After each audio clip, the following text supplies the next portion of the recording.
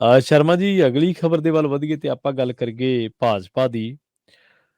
ਤਾਂ ਭਾਜਪਾ ਪੰਜਾਬ ਦੇ ਬਾਰੇ ਉਹੀ ਲੀਹ ਕੁੱਟਦੀ ਆਈ ਹੈ, ਪੰਜਾਬ ਦੀ ਇਕਾਈ, ਜਿਹੜੀ ਦਿੱਲੀ ਤੋਂ, ਜੋ ਦਿੱਲੀ ਨੇ ਕਿਹਾ।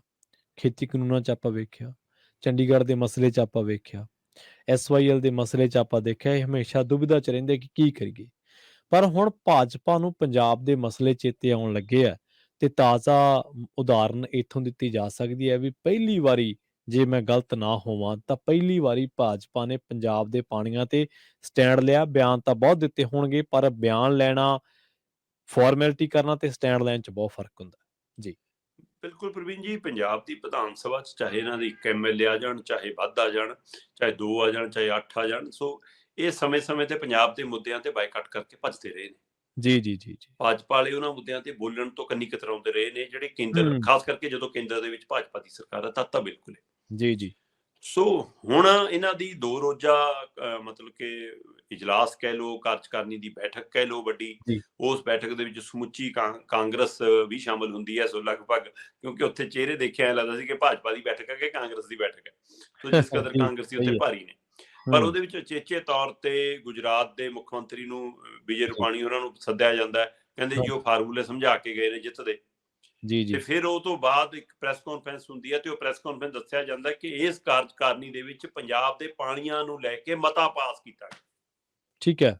ਤੇ ਤੁਹਾਡੀ ਗੱਲ ਬਿਲਕੁਲ ਦਰੁਸਤ ਹੈ ਕਿ ਏਦਾਂ ਸਟੈਂਡ ਨਹੀਂ ਕਦੇ ਲਿਆ ਬੀਜੇਪੀ ਨੇ ਪੰਜਾਬ ਦਾ। ਜੀ। ਤੇ ਉਹ ਕਹਿੰਦੇ ਜੀ ਮਤਾ ਪਾਸ ਕੀਤਾ ਕਿ ਪੰਜਾਬ ਕੋਲ ਵਾਧੂ ਪਾਣੀ ਨਹੀਂ ਹੈਗਾ ਕਿਸੇ ਸੂਬੇ ਨੂੰ ਦੇਣ ਲਈ, ਅਸੀਂ ਪਾਣੀ ਨਹੀਂ ਦੇ ਸਕਦੇ। ਠੀਕ ਹੈ। ਤੇ ਇਸ ਲਈ ਕਹਿੰਦੇ ਜੀ ਸਾਡਾ ਸਟੈਂਡ ਸਪਸ਼ਟ ਹੈ। ਜੀ। ਤੇ ਦੂਸਰੇ ਪਾਸੇ ਨਾਲੇ ਕਹਿੰਦੇ ਜੀ ਪੰਜਾਬ 'ਚ ਨਸ਼ਿਆਂ ਦੀ ਗ੍ਰਿਫਤ ਤੇ ਪੰਜਾਬ ਕਹਿੰਦੇ ਜੀ ਕਿ ਜਿਹੜਾ ਭ੍ਰਿਸ਼ਟਾਚਾਰੀ ਮਾਮਲੇ 'ਚ ਘਿਰਿਆ, ਉਹਦੇ ਲਈ ਵੀ ਅਸੀਂ ਮੁਹਿੰਮ ਵੱਢਣ ਜਾ ਰਹੇ ਹਾਂ। ਉਹਦੇ ਲਈ ਵੀ ਅਸੀਂ ਇੱਕ ਮਾਰਚ ਕੱਢਾਂਗੇ, ਅਸੀਂ ਮਾਰਚ ਤੋਂ ਇੱਕ ਪਦ ਯਾਤਰਾ ਕਰਾਂਗੇ ਜੀ ਅਸੀਂ। ਸੋ ਠੀਕ ਹੈ। ਬੀਜੇਪੀ ਆਪਣੀ ਹੁਣ ਇੱਕ ਨਵੀਂ, ਮਤਲਬ ਇਹਨਾਂ ਕੋਲ ਸ਼ਬਦ ਵੀ ਨਹੀਂ ਹੁੰਦੇ ਪ੍ਰਵੀਨ ਜੀ, ਹੂੰ, ਹੈਨਾ। ਹੂੰ। ਉਹ ਭਾਸ਼ਾ ਵੀ ਇਹਨਾਂ ਦੀ ਅਜੇ ਵੀ, ਇਹਨਾਂ ਦੀ ਉਹ ਪੰਜਾਬੀ ਨਹੀਂ ਆਉਂਦੀ। ਕਦੇ ਪਦ ਹੂੰ। ਯਾਤਰਾ, ਕਦੇ ਪਦਾਧਿਕਾਰੀ, ਹੈਨਾ, ਹਾਂਜੀ। ਕਦੇ ਪੰਨਾ ਪ੍ਰਮੁੱਖ, ਕਾਰਿਆਕਰਤਾ। ਜੀ, ਸੋ ਜੀ। ਇਹਨਾਂ ਕੋਲ ਪੰਜਾਬੀ ਵਾਲੇ ਸ਼ਬਦ ਵੀ ਦੇਸੀ, ਮੈਨੂੰ ਨਹੀਂ ਸਮਝ ਆਉਂਦੀ ਕਿਉਂ। ਪ੍ਰਸਤਾਵ, ਮਤਾ ਨਹੀਂ ਹਾਂਜੀ। ਕਹਿ ਹੁੰਦਾ, ਹੈ ਨਾ। ਸੋ ਇਹ ਸਾਰੀਆਂ ਹੂੰ। ਗੱਲਾਂ ਹੈਗੀਆਂ ਨੇ, ਚਲੋ। ਪਰ ਤਾਂ ਵੀ ਲੈ ਦੇ ਕੇ ਪੰਜਾਬ ਵਾਲੇ ਹਵਾਲੇ ਉਹਨਾਂ ਨੇ ਸਟੈਂਡ ਲਿਆ ਕਿ ਹਾਂ ਜੀ ਸਾਡੇ ਕੋਲ ਵਾਧੂ ਪਾਣੀ ਨਹੀਂ ਹੈਗਾ।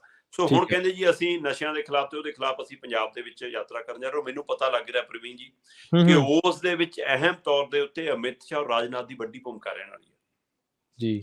ਇਹਨਾਂ ਦਾ ਏਜੰਡਾ ਇਹ, ਇਹਨਾਂ ਨੇ ਪ੍ਰੈਸ ਕਾਨਫਰੰਸ 'ਚ ਆਪ ਕਿਹਾ ਹਾਂਜੀ। ਕਿ ਪੰਜਾਬ ਦੇ ਵਿੱਚ ਨਸ਼ੇ ਦੀ ਜੋ ਹਾਲਤ ਹੈ ਜੀ, 2-2 ਹੂੰ। ਸਰਕਾਰਾਂ ਬਣ ਗਈਆਂ ਉਸ ਦੇ ਨਾਂ ਦੇ ਉੱਤੇ, ਚਾਹੇ ਕੈਪਟਨ ਦੀ, ਚਾਹੇ ਭਗਵੰਤ ਮਾਨ ਦੀ, ਇਹਨੇ ਕੀਤਾ ਕੁਝ ਨਹੀਂ। ਮਤਲਬ ਹੁਣ ਇਹਨਾਂ ਥੱਲੇ ਚਾਹੁੰਦੇ ਕਿ ਤੀਜੀ ਸਾਡੀ ਵੀ ਬਣਾ ਦਿਓ ਇਸੇ ਮੁੱਦੇ ਤੇ। ਹਾਂਜੀ, ਸੋ ਹਾਂਜੀ, ਇਹ ਬਿਲਕੁਲ ਏਦਾਂ ਹੀ। ਇਸ ਲਈ ਹੂੰ। ਭ੍ਰਿਸ਼ਟਾਚਾਰੀ, ਪਰ ਨਾਲੇ ਕਹਿੰਦੇ ਕਿ ਅਸੀਂ ਮਿਸ਼ਨ 24 ਨੂੰ ਲੈ ਕੇ ਤੁਰੇ। ਠੀਕ ਤੇ ਹੈ। ਮਿਸ਼ਨ 24 ਨੂੰ ਲੈ ਕੇ ਰਾਜਨਾਥ ਸਿੰਘ ਔਰ ਅਮਿਤ ਸ਼ਾਹ ਦੀ ਕਹਿੰਦੇ ਉਚੇਚੀ ਡਿਊਟੀ ਹਾਈ ਕਮਾਂਡ ਨੇ ਲਾ ਦਿੱਤੀ ਆ ਕਿ ਹੂੰ। ਭਾਈ ਤੁਸੀਂ ਪੰਜਾਬ ਦੀ ਕੋਈ ਵਿਧਾਨ ਸਭਾ ਨਹੀਂ ਛੱਡਣੀ, ਠੀਕ ਹੈ। ਤੇ ਜੀ। ਪੰਜਾਬ ਦੇ ਹਰ ਪਿੰਡਾਂ ਤੱਕ ਪਹੁੰਚ ਕਰਨ ਦੇ ਲਈ ਇਹਨਾਂ ਨੇ ਕਾਂਗਰਸੀਆਂ ਦਾ ਸਹਾਰਾ ਲਿਆ।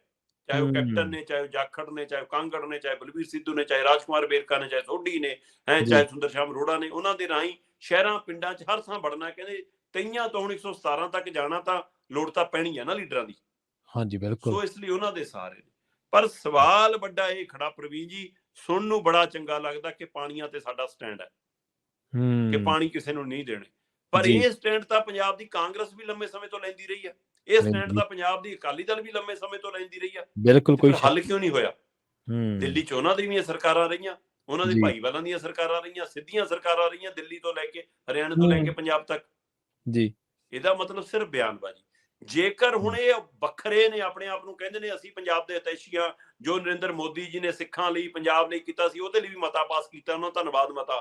ਹੂੰ, ਹੂੰ, ਤਾਂ ਹੂੰ, ਫਿਰ ਹੂੰ। ਜਾਓ ਨਾ, ਕਿ ਹੂੰ। ਜਿਹੜੀਆਂ ਚੀਜ਼ਾਂ ਲਈ ਧੰਨਵਾਦ ਕੀਤਾ ਉਹਨਾਂ 'ਚ ਇਹ ਵੀ ਸ਼ਾਮਲ ਕਰਾ ਲਓ ਕਿ ਚੰਡੀਗੜ੍ਹ ਪੰਜਾਬ ਨੂੰ ਦਿੱਤਾ, ਪੰਜਾਬ ਦੇ ਹੂੰ। ਪਾਣੀਆਂ ਤੇ ਪੰਜਾਬ ਦੀ ਮਾਲਕੀ ਪੰਜਾਬ ਦੀ ਆ, ਪੰਜਾਬ ਆਪਣੇ ਤਹਿ ਨਾਲ ਦਊਗਾ ਪਾਣੀ ਤੇ ਆਪਣੇ ਮੁੱਲ ਵੀ ਲਊਗਾ ਪਾਣੀਆਂ ਦਾ, ਪੰਜਾਬੀ ਹੂੰ। ਇਲਾਕੇ ਖਿੱਤੇ ਸਾਨੂੰ ਛੱਡੇ। ਸੋ ਮੋਦੀ ਜੀ ਤੋਂ ਇਹ ਵੀ ਕਰਾ ਲਓ। ਜੀ, ਬਿਲਕੁਲ। ਹੁਣ ਨਰਿੰਦਰ ਮੋਦੀ ਨੇ ਤਾਂ ਆਪਣੇ ਸੰਸਦ ਮੈਂਬਰਾਂ ਨੂੰ ਵੀ ਨਹੀਂ ਪੁੱਛਣਾ ਹੁੰਦਾ, ਆਪਣੀ ਕੈਬਨਿਟ ਨੂੰ ਵੀ ਨਹੀਂ ਪੁੱਛਣਾ ਹੁੰਦਾ, ਹੁਕਮ ਹੂੰ। ਸੁਣਾਉਣਾ ਹੁੰਦਾ ਕਿ ਇੰਨੀ ਜੀ। ਤਰੀਕ ਨੂੰ ਆਹ ਮਤਾ ਲਿਆ ਰਹੇ ਆ, ਸਾਰੇ ਬਾਂਹ ਖੜੀ ਕਰਕੇ ਕਰ ਦਿਓ ਜੀ ਹਾਂ। ਔਰ ਇੱਕ ਦਿਨ ਪਹਿਲਾਂ ਦੱਸਦੇ ਨੇ ਰਾਤ ਨੂੰ ਉਹਨਾਂ ਨੂੰ। 3 ਖੇਤੀ ਕਾਨੂੰਨਾਂ ਦੇ ਮਾਮਲੇ 'ਚ ਦੇਖਿਆ ਸੀ, NRC CA ਦੇ ਮਾਮਲੇ 'ਚ ਦੇਖਿਆ ਸੀ। ਸੋ ਜਿਹੜੀ ਆਪਣੀ ਕੈਬਨਿਟ ਨੂੰ ਭਰੋਸੇ 'ਚ ਨਹੀਂ ਲੈਂਦੀ, ਜਿਹੜੇ ਜੀ। ਆਪਣੇ MPਆਂ ਨੂੰ ਭਰੋਸੇ 'ਚ ਲੈਂਦੇ, ਤਾਂ ਫਿਰ ਉਹਨਾਂ ਲਈ ਇਹ ਕੰਮ ਕੀ ਔਖਾ ਜਨਾਬ। ਹੂੰ। ਸੋ ਅਸ਼ਵਨੀ ਸ਼ਰਮਾ ਜੀ ਜੇ ਨਵੇਂ-ਨਵੇਂ ਕਾਂਗਰਸੀ ਬਣੇ ਭਾਜਪਾਈ, ਜਾਣ ਨਰਿੰਦਰ ਮੋਦੀ ਕੋਲ ਕਿ ਲਓ ਜੀ ਪਾਣੀਆਂ ਦੇ ਮਸਲੇ ਤੇ ਸਟੈਂਡ ਅਸੀਂ ਵੀ ਬਾਕੀਆਂ ਪਾਰਟੀਆਂ ਮੰਗ ਲੈ ਰਹੇ ਪਰ ਵੱਖਰੇ ਤਾਂ ਦਿਖਾਂਗੇ, ਆਪਾਂ ਹੱਕ ਦੇ ਦਿਓ ਜੀ ਪੰਜਾਬ ਨੂੰ ਪਾਣੀ ਦਾ, ਕਰਾ ਲਿਆਓ ਨਾ। ਸੋ ਜੀ ਸਵਾਲ ਬਿਆਨ ਦਾ ਨਹੀਂ ਹੈ, ਜੀ ਜੀ ਸਵਾਲ ਕੁਝ ਕਰ ਗੁਜ਼ਰਨ ਦਾ। ਔਰ ਹੂੰ ਅਜੇ ਪੰਜਾਬ ਭਾਜਪਾ ਨੂੰ ਤੱਤੇ ਚਿਮਟੇ ਨਾਲ ਛੂਹਣ ਲਈ ਤਿਆਰ ਨਹੀਂ, ਚਾਹੇ ਰਹਿੰਦੀ ਕਾਂਗਰਸ ਵੀ ਲੈ ਜਾਣ, ਰਹਿੰਦੇ ਅਕਾਲੀ ਵੀ ਲੈ ਜਾਣ। ਤਿਆਰੀ ਸੀ 29 ਤਰੀਕ ਨੂੰ ਜੇਕਰ ਰੈਲੀ ਹੋ ਜਾਂਦੀ ਅਮਿਤ ਸ਼ਾਹ ਦੀ, ਕੁਝ ਵੱਡੇ ਚਿਹਰੇ ਸ਼ਾਮਲ ਹੋਣੇ ਸੀ।